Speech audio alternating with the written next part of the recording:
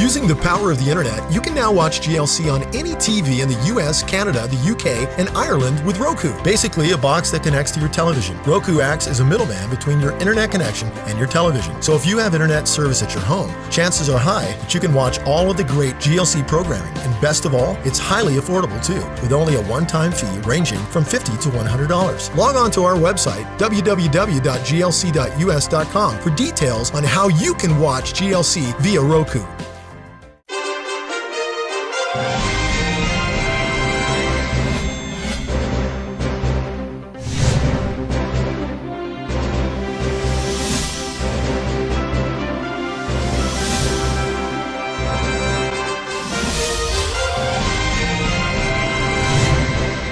Praise God and welcome to the Weekend Update. Yay!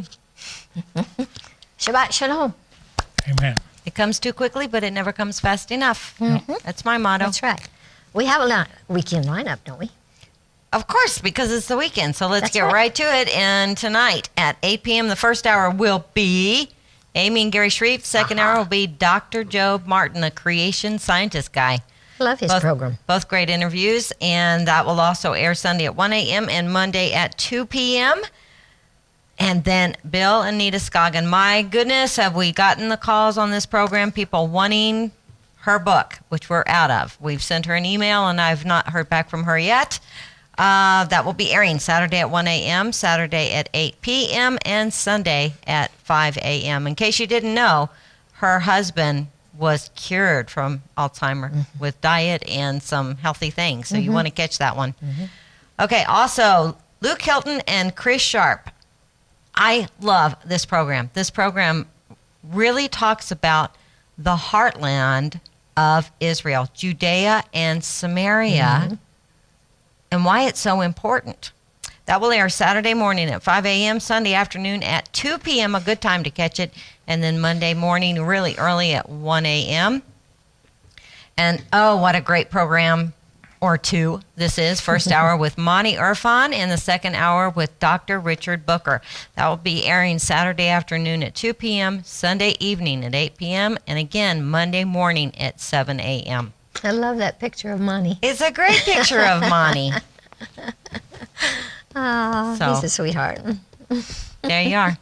And people have been loving the repeats we did with Ben Burton as well. We've been getting all kinds of DVD and CD orders in. Wonderful. So right now I'm going to throw out some kudos to our Vina, who we bought with KMLM 23 years ago. She is the manager of Master Control, and she's been adding hats as well, and she's been doing all the duplicating, and she's about to go on vacation, which she always manages to do around the Christmas holiday.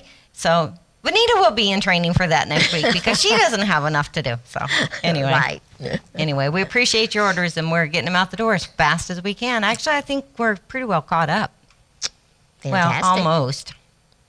We'll be. Fantastic. And we've got a couple of letters, and I'm going to share the first one because this is in response to a spot that we're running, Yes. and I was so happy to see this. It says to GLC, I'm responding to the news alert that you need the following information so that I continue getting your station. GLC airs on Channel 27 as the Light of the Southwest. I have Dish Cable or Dish Network. I live in Truth or Consequences, New Mexico. You're my favorite station. I learn a lot. Thank you for your boldness, courage, honesty, and faith. Warmest wishes, Star from TRC, New Mexico. Thank you, Star. We are getting in a lot of response from Yes. different areas, but do not assume that someone is writing in about your cable company because That's it right. really doesn't matter. The ones with the largest response move to the top, and we are keeping track of that, so it's too important not to. That's And we right. got another letter that this one is just too funny. This says, Dear Amy, Tommy, and Al, I'm sending this donation in answer to Al's challenge request. My husband passed away in March, and I know he would wanted me to continue supporting your cause to support our Jewish friend and to help grow the kingdom. Also, please put me in on your prayer list as I'll be seeing Dr. Scott on Tuesday to see what is causing my neurology problems. I have his programs. I love his programs and all your programs, and wake up in the middle of the night to watch GLC. God bless you and keep up the good work. If you come through Alamogordo, stop on White Sands Boulevard and eat at the Hitching Post barbecue. I work there. God bless you and your team for all your hard work. I watch GLC on the internet, and I have an old how do you say that? Hasmonean. Hasmonean headset for my TV. Hugs and kisses from Marge in Alamogordo. It's actually, Hasmonean is very appropriate because those are the people when you think about Hanukkah. Uh-huh. And Hanukkah will be starting, is it next week or 16th. the week after that, I guess? The week. Yep. Tuesday. In Tuesday a week. night. Great. Yeah. Funny letter. Well, for my devotion today, I selected some verses from Luke 21. And as we share the news items, remember this, because this is Jesus speaking to his disciples. And starting with chapter 21, verse 9, Jesus said, "Don't be afraid when you hear of wars and revolutions, because these events must take place first before his kingdom is restored. But that doesn't mean that the end will come immediately." Then he said to them, "As the end approaches, many nations will rise up against many other nations, and kingdoms against kingdoms. And there will be great earthquakes, famines, disease epidemics in various places. There will also be terrifying sights and incredible happenings threatening from the heavens. But before all these end-time events happen, they will arrest you and treat you brutally with contempt. You'll be dragged into synagogues and thrown into jails, and you will be brought before kings and rulers because of the stand you will take for me. But this will all turn out to be your opportunity to tell them the great news. So when you're arrested, make up your minds not to worry or even think about what you will say in your defense." Then skipping to verse 17, "As a rule, you will be hated by people everywhere because of the stand you take for me. But not even a single hair from your head will be lost. You will save your souls by standing firm and patiently enduring whatever God allows to come your way." Verse 22, "This will be a time of judgment of Israel, in fulfillment of all that the prophets have written. There will be frightful disaster throughout the land as its people are dreadfully punished by God. Great numbers will be slaughtered by the sword. Others will be led away as slaves into all nations. And Jerusalem will be trampled on by the Gentiles until the times of the Gentiles comes to an end." Verse 26, "Many will die of heart failure because of being terror-stricken." And this is all over the world he's talking about here, "resulting from the frightful things that are happening to the earth, as they wonder what will happen next. Because the natural forces in the heavens controlling the planets will be violently shaken." But even when the end-time happenings are just beginning to happen, look up, lift up your heads, because all of this will mean that the time of the fulfillment of your redemption is near. When you see these things happening, you can know that the kingdom of God is soon to be established on earth. Heaven and earth will indeed pass away, but there is no possibility whatever that what I say will come to nothing. So you must always be on your guard. Don't allow yourselves at any time to indulge in harmful and illicit practices. Getting drunk, for instance, or even getting so burdened down and depressed by the cares of this life that the great day suddenly overtakes you when you least expect it. Because the end will come upon everyone living upon the face of the entire earth with suddenness and unexpectedness of the springing of a trap. So you must constantly watch how you live and continually pray that you will have the moral strength to escape being overwhelmed by all the temptations and judgments of the end times, and that you will be one who will stand acquitted in the presence of the Son of Man. And I was talking to my friend Jimmy Dennis today, and he said, you know, God always told his armies to send the praisers out first and not to fear. And they did. The enemy would destroy themselves, and God would cause Israel to be victorious. And he will do the same thing for us. If we keep in our mind to praise him, no matter what we see coming or what we might fear is coming, let's don't fear. Let's praise. Amen. Thank you. Thank you, thank you, thank you. That's a tough word, but go read Luke 21 yourself, okay? Actually, when I hear something like that, I'm encouraged. I am too. I mean, yeah, I know things are going to get much harder than they are now. Things are getting more difficult every day. Every day. But the thing is that our Messiah, the guy who's going to show up to save us, he's the one who forewarned us that That's these right. things were going to be happening. And true to form, because he is the Word incarnate. In truth. He is telling us how to make it through to the end. That's right. And just focus on him. Trust him. Yeah. It's always a choice. It is. It And is he a never choice. tells us to give up. You know, I was talking to my friend today, and we were discussing a lot of the things that are going on, and I was telling her the excitement that I had in my spirit that I shared with you this morning. To look up, your redemption draweth nigh. That's what I'm getting in my spirit. And that was in Luke. It 21. was. I'm like, is that how you came up with that? No, it isn't. How No, funny. it wasn't. Because as you guys know, things are tough here at GLC right now, which is why we're telling you we've got to have your financial support. But the thing is God hasn't told us to stop. And when you're in the midst of a difficult time, you don't know if it's a trial or if God is bringing something to an end. What you do know is what he told you, to be faithful and to continue until he tells you stop. That's right. And sometimes people I know jump ahead of themselves. I've seen it happen many times, and they think yeah. it's all over, when in reality it wasn't over. It was simply a test, and it was a test that they didn't pass, That's right. and they gave up. So if you're facing some hard times out there, which I'm sure you probably are, I think everybody is. that's your word of encouragement. Hang in there. Our redemption draweth nigh. It's right there on the horizon. That's right. We've got a video from Doron, Keidar that Mom got to watch, but I haven't seen yet. She says it's really great. We'll see you back here in about 6 minutes.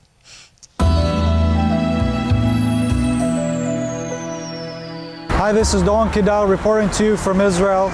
I'm right now downtown Tel Aviv, and I just wanted to report about what's been happening lately in the land of Israel. Some really interesting stuff has been happening.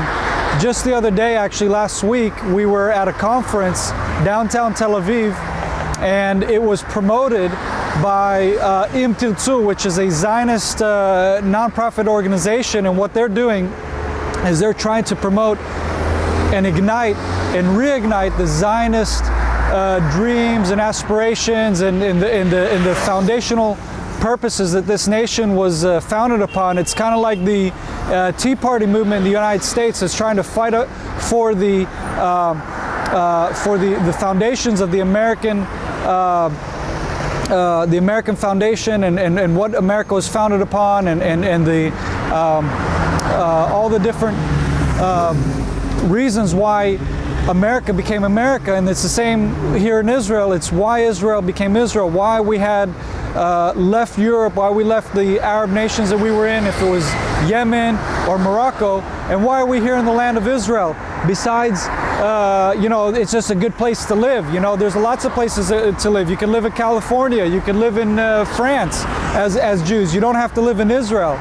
So what they're trying to do is fight the ignorance in Israeli culture and Israeli law, because a lot of the laws in the land of Israel today are being just completely overlooking our rights to the land, the Jewish rights to the land. This is a Jewish nation first and foremost, and a lot of these things are being ignored. And that's why I'm here in Tel Aviv actually reporting to you right after the rains, because exactly after this conference that was right not too far away here in southern Tel Aviv, where Im Tirtzu held their event, which was actually about combating the Supreme Court monopoly that's been taking place here in the land of Israel. When the Israeli government is trying to fight for a bill, or the Israeli settlers are trying to start a new settlement, or anything that's pro-Zion. For example, the new bill right now that the Prime Minister of Israel is trying to fight for, which is the national bill. It's saying basically, if you're not pro the nation of Israel, if you're anti the nation, if you're basically a national threat because of your political views, because of your Islamic views that are anti the land of Israel, anti the government of Israel, then your nationality, the Israeli nationality, should be revoked. And it's the Supreme Court that is coming against this. Why? Because there are extreme left organizations that come, and this is what this conference was about, is educating the Israeli public about this madness that's happening in the Supreme Court, where extreme left organizations will come here in Israel and they will lobby in the Supreme Court, and they will say, and they will write up a report saying, hey, this bill or this law that's trying to be passed, we don't like it because, and they don't have to give logical reasoning behind their why this bill should be stopped. All they have to say is we disagree with it. That's it. We disagree, and the Supreme Court is going to say, okay, well then we put a halt on this particular bill, on this particular law, because somebody out there, whoever they are, this anonymous somebody, has written a report. It doesn't have to be extensive. It doesn't have to have extreme logic behind the why, and the bill gets thrown in the can. So right now the Israeli government is being basically held, as we say, is being held by the Supreme Court, is being bound by the Supreme Court from making decisions that are pro-Israel and pro the government. And immediately after this wonderful event that happened in southern Tel Aviv, the floods came. As we were driving down south where we live in the Negev, we could barely make it home. The car right in front of us on Highway 6 made a 360 and spun in the rain because the waters had covered the highway so extensively. So friends, we need to pray for the Israeli government. We pray for Im Tirtzu. We need to pray for the Prime Minister of Israel to be strong, and we need to pray that the Supreme Court monopoly be toppled in the land of Israel, and that the law of the land and the justice will flow in the land of Israel. And as you see behind me is this mosque. That's why I stood here to report from you, even though all the traffic, because I want you to see the mosque in the background, in the very place where Israel is being accused of apartheid. And here's this mosque in modern downtown Israel, modern downtown Tel Aviv, right on the beachfront of the Tel Aviv prime real estate. This is Doron Keidar reporting to you from Tel Aviv, Israel. Thank you for listening, and don't forget to join the movement Cry for Zion. Go to cryforzion.com. Join the movement as we fight for justice in the land of Israel. Shalom, and thank you for listening.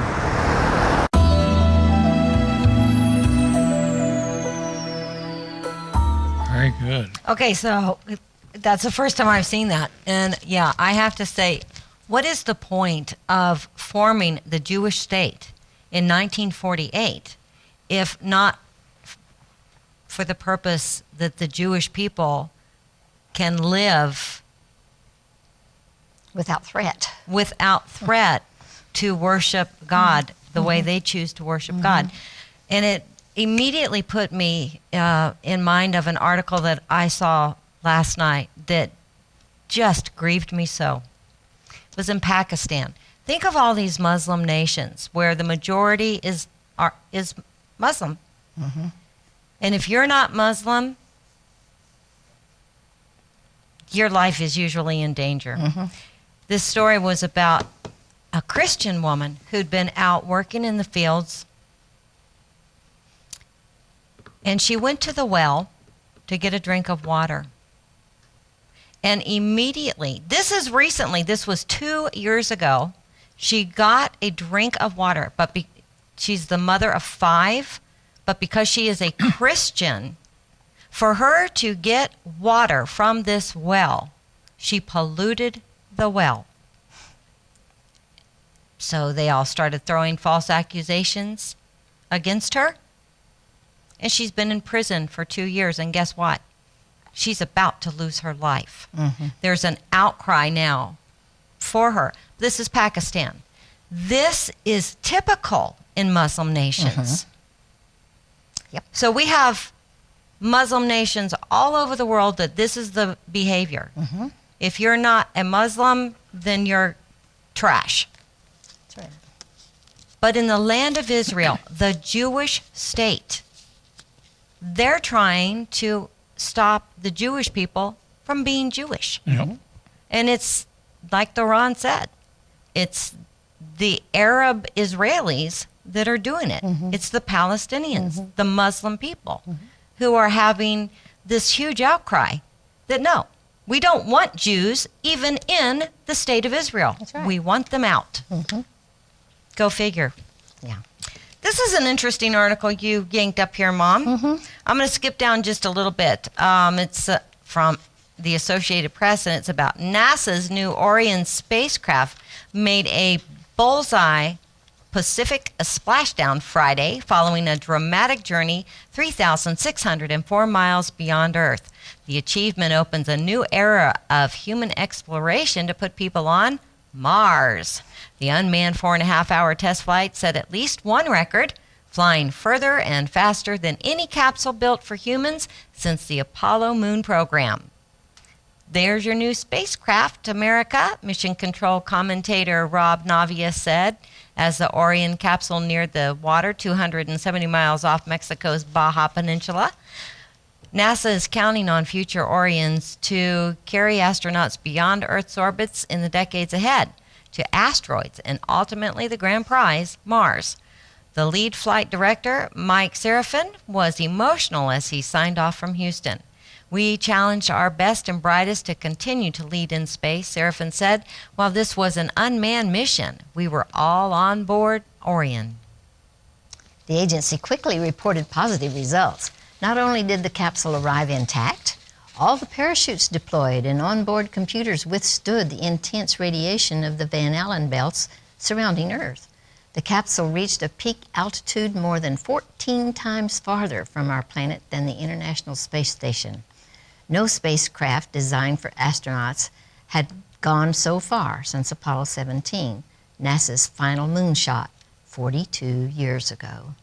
NASA needed to send Orion that high in order to set the crew module up for the 20,000 mile per hour, 4,000 degree entry. That was considered the most critical part of the entire flight, testing the largest of its kind heat shield for survival before humans climb aboard. In 11 minutes, Orion slowed from 20,000 miles an hour to 20 miles an hour at splashdown, its final descent aided by 8 parachutes deployed in sequence.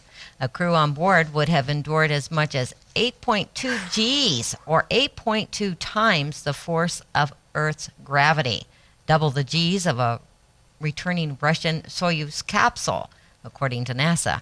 Earth shrank from view through Orion's capsule window during its trip out to space, and stunning images were relayed back home. Its return was recorded by an unmanned drone flying over the recovery zone, providing more spectacular views. Helicopters then relayed images of the crew module bobbing in the water. 3 of the 5 airbags deployed properly, enough to keep the capsule floating upright. The U.S. Navy pulled up in a pair of ships to recover the spacecraft and transport it to San Diego, 630 miles away. Orion ended up just 1.5 miles from the predicted splashdown spot. That's amazing. Only 2 of the parachutes could be recovered. Once ashore, Orion will be transported by truck back to Cape Canaveral just in time for Christmas. It's supposed to soar again in 2017 in a launch abort test, followed by a second Orion heading to space in 2018 aboard the mega rocket under development by NASA. Officials expect it will be at least 7 years from now, 2021, before Orion carries people, given present budget constraints. Orion's debut was intended to be brief, just 2 laps around Earth, shorter than even John Glenn's orbital achievement in 1962. NASA is now 1 step closer to putting humans aboard Orion, said NASA Administrator Charles Bolden Jr. He called it Day 1 of the Mars era. Astronaut Wex Wellheim was aboard the final shuttle flight and joined dozens of space flyers on hand for this historic send-off. He talked up Orion's future in sending crews to Mars and the importance of becoming what he called a multiplanetary species. The Orion would be supplemented with habitats for Mars trips, which would take 8 months using current rockets. NASA hopes improving technology will speed the journey. You have that excitement back here at the Kennedy Space Center, and it's tinged with even more excitement with what's coming down the road, Wellheim said. Orion's team got a shout-out from the team handling Curiosity, the rover now on Mars. Congrats, Orion. We're 1 step closer to boot prints next to those rover tracks, said their tweet, which was posted with a picture of one of the rover's treaded wheels on the dusty red surface. In Houston, NASA's Mission Control led the entire operation once Orion was aloft, allowing the spacecraft to fly essentially on autopilot, although veterans of shuttle flights could have intervened if necessary. The spacecraft was rigged with 1,200 sensors to gauge everything from heat to vibration to radiation. At 11 feet tall, with a 16.5-foot base, Orion is bigger than the old-time Apollo capsules and obviously more advanced. It could carry 4 astronauts, 1 more than Apollo, on long treks, 6 on relatively short voyages of 3 weeks. NASA deliberately kept the astronauts off this first Orion.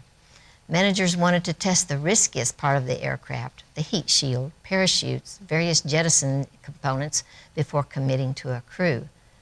This Orion, serial number 001, lacked seats, cockpit displays, and life support equipment, but brought along bundles of toys and memorabilia. Lockheed Martin Corporation already has begun work on a second Orion and plans to build a fleet of the capsules. An asteroid redirected to lunar orbit is intended for the first stop in the 2020s, followed by Mars in the 2030s. The company handled the $370 million test flight for NASA, opting for the Delta IV, the most powerful unmanned rocket in the U.S. right now. The entire rocket and capsule, topped by a launch abort tower, stretched 242 feet and weighed 1.6 million pounds. An incredible monster, according to Bolden. To push Orion farther out on future flights, NASA is developing the Space Launch System, or SLS, mega rocket. The first Orion SLS combo will fly around 2018, again without a crew to shake out the rocket, although it will be capable of carrying 4 astronauts on long hauls and as many as 6 on 3-week hikes. Bolden, a former astronaut and now NASA's #1, called Mars the ultimate destination of this generation, but said his 3 young granddaughters think otherwise, telling him, "Don't get hung up on Mars because there are other places to go once we get there." Well, that's all we've got time for. Oh, rats. Had so much to do today. We do. But we saved you from the bad news today. We gave you that good news of the first step toward Mars, if you think that's a good step. I've got a better destination than that. Shabbat shalom. We love you. See you next time.